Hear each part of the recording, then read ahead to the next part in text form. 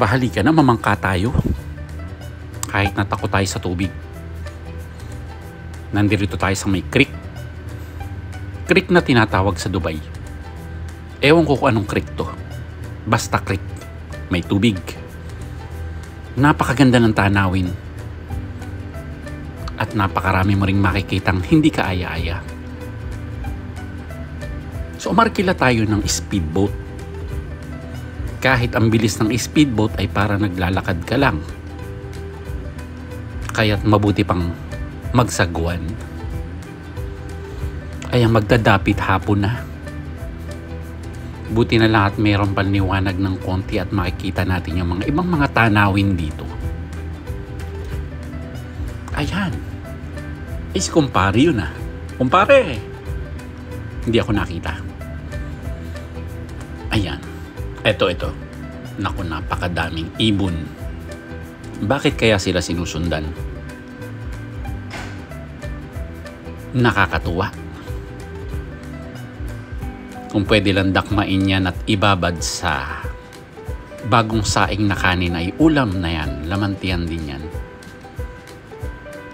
So ayan na ba? Kumpare, saan ang lakad? Ha? O, dito lang kami. O, ingat ka dyan ha? Yung mga pasahero mo. Si kumparing Nonoy. Napakabait na tao niyan. Matulungin. So yan guys, diyan kami nang galing. Kanina. Yan yung terminal ng bangka. At kung makikita nyo ang mga bahay sa kapaligiran, napakainam. Ayan. Talagang gumagabi na. Nagdidilim na ang kapaligiran.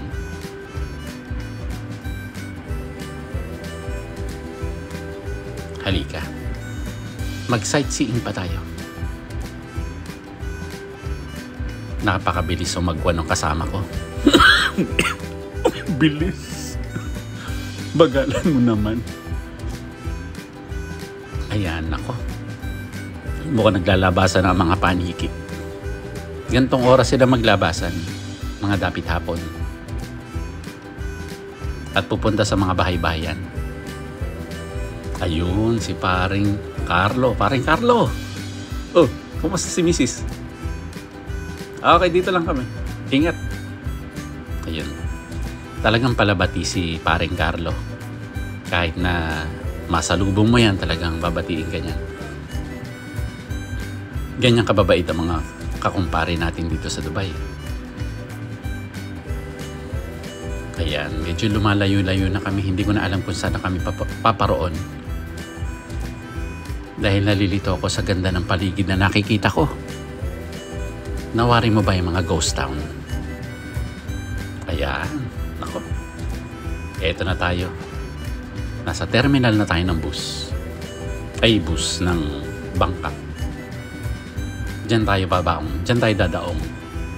At mamimili ng mga kalakal kung mura ba ang tilapia dyan. Mahilig kasi kung kumain ng tilapia.